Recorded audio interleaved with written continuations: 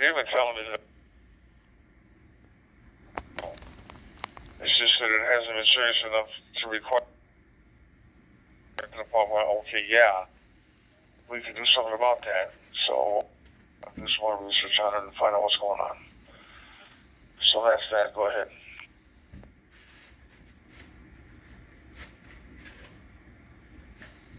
Okay, well, you don't have to, do the insulin injections or other things like that, because I know I think they typically do cataracts too. Like they'll do one eye first, and then they give you a bit of time to recover. The other one, I don't know what the time frame is anymore. There, Tom, but I know it's come a long way. Like 20 years ago or whatever, they've I think they typically do that now as an outpatient procedure, and I don't know how long they leave you to recover, but I'm thinking 2 weeks, 4 weeks, 6 weeks, or whatever. You come back and they do the other eye, but yeah, you know what? It might not be a bad idea to get done because vision is. And you might really be surprised at how much better you can see there. I know when I'm working, I've been doing a lot of work on stuff, and I've now got 2 power glasses, 4 times glasses when I'm really working close up. In fact, you put those things on, and you can only see about a foot ahead of you. Looking for say trace cracks or whatever on a circuit board, you really need a lot of light, and you need you really just patient. But man, those 4 ones are powerful. Like I say, I can't freaking see my hand if I push it out in front of me with just the 4 powers on. But if you need to see really, really, really close, so it's pretty funny. Where now you got like 4 pairs of glasses there, a soldering iron and a desoldering station, and what pair of glasses do I need now? So I can certainly relate to that. I didn't need glasses my entire life, 43 or 44. It was like within kind of like 3 months, bang, like I didn't kind of focus up as close as I used to be able to or whatever, and within 3 or 4 months I was using our reading glasses, right? So I don't wear them very often, but I do have what they call and you put those in, and because I don't need them for distance, they will help you be able to see up close. So if I'm out here in the shop or whatever, if I'm working in sweaty conditions where your glasses and stuff, I might use those. And they're pretty good for close-up work, though. Although you don't see the distance, it's still not bad. I can drive and stuff with them, but I wouldn't want to wear them at night and drive or whatever, but in the daytime. So I'll put those in if I'm using it someplace where, again, it really isn't convenient to wear glasses. Over to you.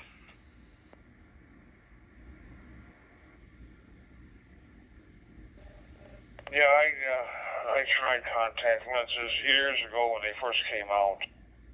They were those hard lenses, and I just could not wear them. I just,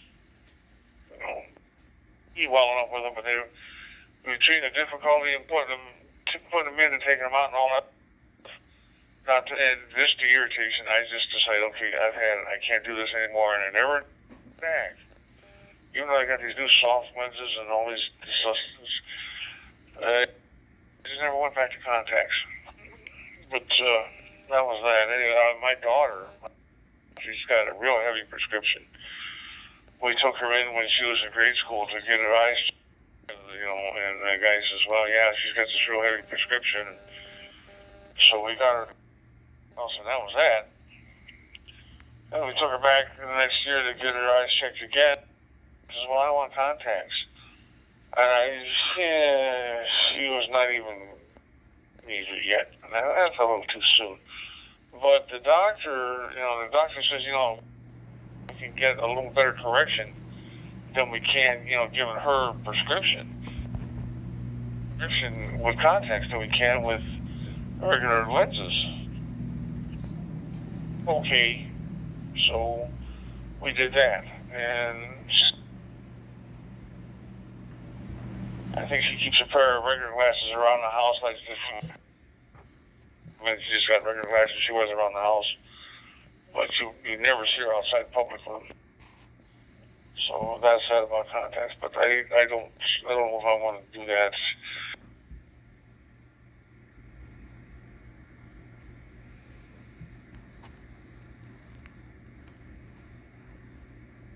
Because one of the guys that I work with at church says he thinks he had cataract surgery some time back, and he says, okay, fine, glasses, but I don't know what he's talking about. I'll have to talk. Yes, we'll see what happens. But that's the latest and greatest here. That's on one. That's pretty high up on my to-do list for this year. Go ahead.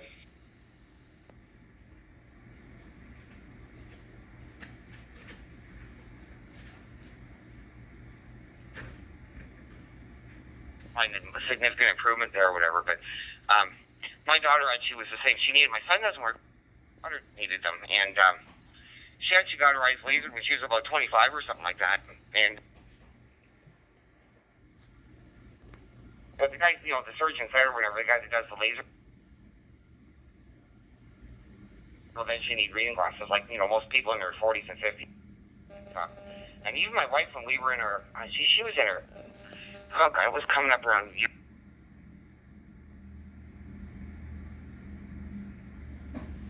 actually down, he did it pretty cheap down there. And, you know, the guy said the same thing, is, you know, but you're going to need to have reading glasses. Right now you don't need reading glasses, but you're going to need glasses for, you're not going to need, once we do this laser vision thing, you'll be able to see the issues, but you will need reading glasses, where now you don't need reading glasses, but you need glasses for distance. So to get it done, and that was our anniversary. Maybe it's our 25th anniversary. So we're everybody going to get time off work. So I said, well, you know, we saved this money or whatever. Let's get your eyes lasered. So we did. So she.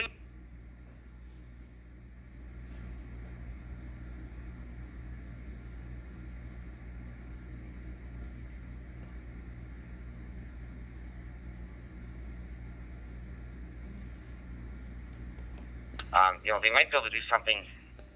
What they usually do, at least my understanding is distance lens in and one close-up lens in, and that'll give you kind of both, and then your eyes kind of, you can, for the most part, it works pretty good. It takes your eyes a little, your brain a little bit of time to adapt to the different focuses on them, but that's kind of a lot of times there. And the same they used to do that with contacts too, is they give a guy a kind of like a contact and a distance contact in the other eye, and it used to work reasonably well, because the one eye would kind of, you know, would fill in the details, if that makes any sense. Over to you.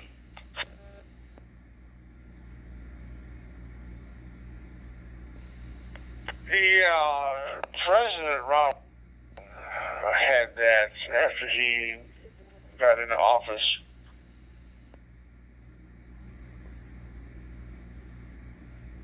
To read the teleprompter when he was speeches and stuff like that, and that's how he did it. You never saw him in glasses, at least. But that was one of the stories that came out. He had two different lenses, one for distance and one for close-up reading it, to be able to read the teleprompter. So, yeah, and you're probably right about them being with cataract surgery.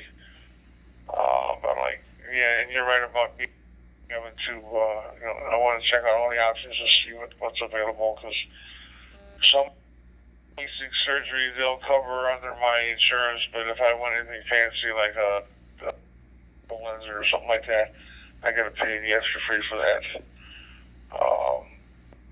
We're talking about the time involved, and my doctor says they'll do it one, and I'll go home. I need a driver, of course. And then I'm supposed to come back the next day just for a check. And then if everything goes well in the first one, then they'll book me for another appointment 2 weeks later. And they'll only do one at a time. I know a guy I worked with him one time, I think he had LASIK or whatever they call it. And he came back, after taking the prescribed amount of, an awful hard time with it. So he came into work one day, and we were all in the office. He was having a hard time with it, so he went home. I don't know what happened. He was out the rest of that day, and then, then it was the weekend. He was back Monday. So, nothing there. Go ahead.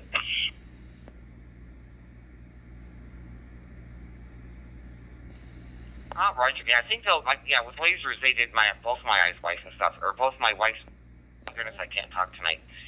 And same thing. She's supposed to go down and take it easy for the next 24 hours or whatever. So she did for the most part or whatever. But I'd say she was pretty good, and she could see fine. Like if just her eyes were tired, or like they were. It felt like it had been the ringer of a washing machine or whatever there. But yeah, she was very, very pleased with the overall results, and have been pretty pleased with them. So they don't advertise it near as much as they used to. Maybe they're waiting for baby boomers, or what do you call them, Generation Xers or whatever, to come, and they probably got everybody not they were going to get now or whatever. They're waiting for these guys that are in their late 30s to give them a couple more years till they get into their 40s and start. So I don't know. We'll have to see. But no, I think yeah, you're right. Ask all the questions, make your decision. But probably the sooner the better. That's for sure. And make sure for seniors discount too on that lens. Maybe they'll cut you a little bit of a break on the lens. Who knows? Because you're right. Sure, if you want to do anything but a standard replacement lens, that'll be an extra X number of dollars, and you'd be probably pretty sure it'll be $300, $400, $500 or $600. So, but don't be afraid to ask for a breakup. Back to you.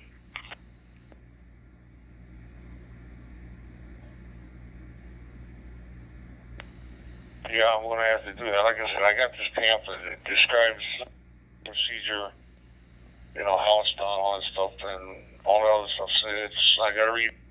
I said I'm going to do some research online, and I go back to see him in September anyway for the glaucoma check, and in this case, it'll be a full exam. And then for that, I'm going to talk to him about it a little bit more. He has two offices. There's one out here by me. They just do basic exams and stuff like that. They don't do any of the surgery office. They do the surgeries and everything down in I think he said it was St. Clair Shores. But I got all that information here. I just remember what he said. But that's there for a while. He wasn't too encouraged. In the last couple of visits, he's been a little bit more open that done. And I said, I don't know if I know he was concerned about the glaucoma. I know that. They said I had the procedure done in 2008. And I was going every 6 months to get pressure checks. After that, then they were doing it once a year. But now that I've gotten older, he's wanting me to come in every 6 months for a pressure check. So I come in every next pressure check. It's a covered service, so I don't have to worry about it. But yeah, I have to do that. At any rate, it is 1:15 over here, and I got ready for tomorrow morning. So we're going to have a video for our church service, and I got to set up the machine so that I can make sure I got the right website and stuff. So I want to try to get that done. If not now, then a little bit later. But about it, so I think I'm going to have to say 7:30 and last. So Dave, it's been good talking. It's been a blast, and I will talk to you again soon, I'm sure. EA3PPY to take it. Here's NHLY 738. Good night, good morning.